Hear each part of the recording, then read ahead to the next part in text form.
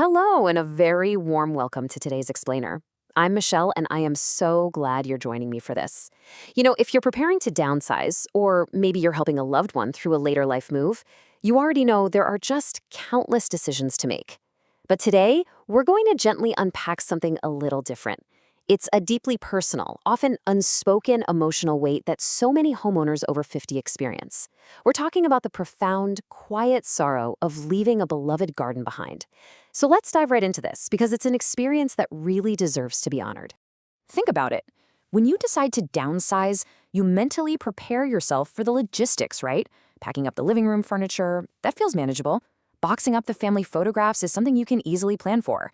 But why is the hardest goodbye often outside the house? Almost nobody really talks about what it feels like to leave your yard behind. I mean, the roses you planted the year your first grandchild was born, or that perennial bed you've carefully tended through decades of shifting seasons. Saying goodbye to these living things can feel like an unrecognized loss. It's this quiet grief that rarely gets its own conversation. But if you're feeling it, I want you to know right now, you're absolutely not alone. Let's move into Section 1, the science of the sorrow. Because, as it turns out, there's actually a physiological reason why leaving a garden is so incredibly difficult. Gardening isn't just a pleasant way to pass a Sunday afternoon. It's an ingrained daily habit. It's checking the soil before you even pour your morning coffee. It's knowing exactly which corner of the yard gets that perfect afternoon sun. These small routines really anchor your life. In fact, according to a study published in Scientific Reports, engaging in horticultural activities for just 6 weeks gave older adults measurably improved happiness, increased life satisfaction, and way better sleep quality. Researchers even found physical markers of reduced stress after each and every gardening session. So this isn't just a footnote. It's scientific proof of something you probably already knew instinctively. The physical and mental benefits you received from all that yard work were very real, and that means the loss of that space is equally real. So the crucial point here is understanding why you might feel a strange sense of embarrassment about how much you actually miss a yard. Grief researchers like Dr. Kenneth Doka actually have a term for this. It's called disenfranchised grief. And that's defined as a profound sorrow or loss that isn't openly acknowledged, socially validated, or publicly mourned by society. Let's be honest, nobody brings you a casserole when you have to leave your garden behind. There's no card, there's no formal ceremony. But that absence of societal recognition does not make your feelings any less legitimate. You might find yourself tearing up while packing kitchen boxes, kind of confused about why the yard outside the window bothers you way more than the house itself.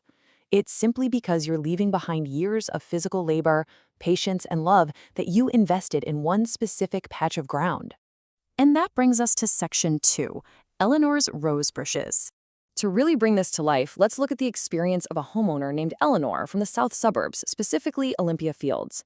34 years ago, when she first moved into her home, she planted rose cuttings given to her by her mother right along the back fence. In over 3 decades, those bushes became these resilient survivors. I mean, they weathered droughts, harsh winters, and one particularly brutal storm that actually took down half the fence around them. But fast forward to her moving week. The furniture went to her children, the dishes went to a donation center, but Eleanor found herself repeatedly standing at that back fence, just looking at those roses, entirely unsure of how to say goodbye to living memories that just couldn't be packed away in a cardboard box. Which leads us to Section 3, bringing the garden with you.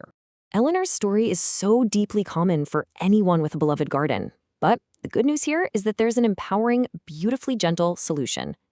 Because while the physical acreage of your yard might have to stay behind, the practice, the meaning, and your identity as a gardener can absolutely move with you.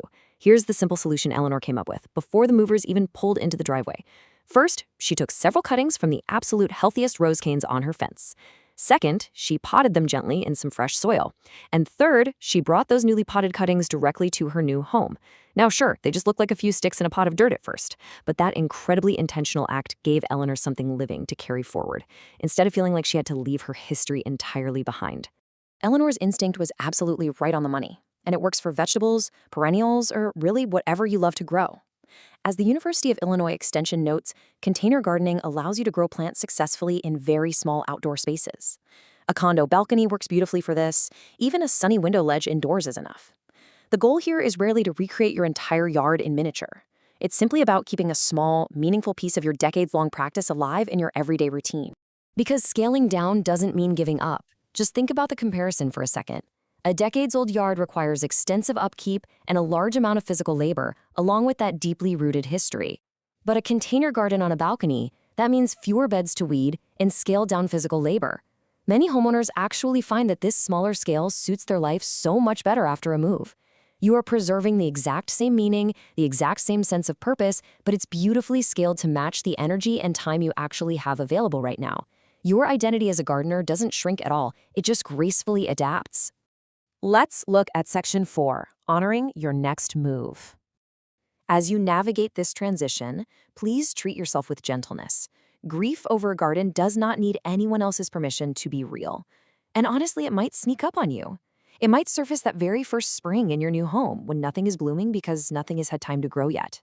When those moments happen, please don't brush past them. Acknowledge the loss honestly. A garden built over decades deserves way more than a quick goodbye. I really want you to take this quote to heart.